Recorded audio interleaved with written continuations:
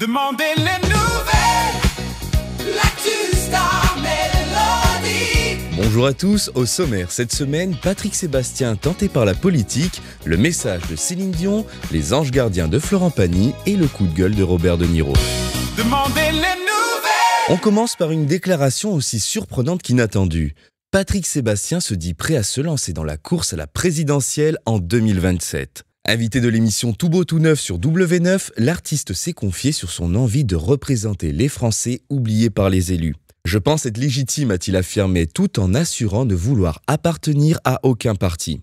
Il dit vouloir parler pour la France qui en a marre d'être prise pour des cons, selon ses mots, tout en précisant qu'il ne compte pas aller jusqu'à l'Élysée. Un ton mi-sérieux, mi-provocateur, fidèle à son personnage haut en couleur et qui relance le débat sur la tentation des artistes pour la politique.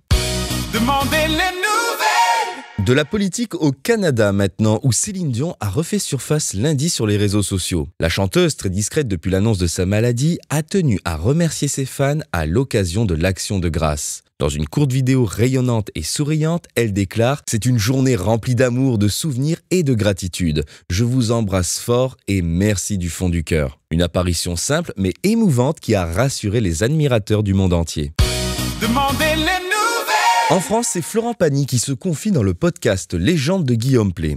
Le chanteur y raconte une anecdote étonnante. Il aurait échappé à une descente de police simplement parce qu'il a raté son bus. Un signe du destin, dit-il, convaincu que des anges gardiens, souvent des femmes selon lui, veillent sur sa route. Pagny évoque une foi intime entre spiritualité et gratitude face à une vie faite d'épreuves et de secondes chances.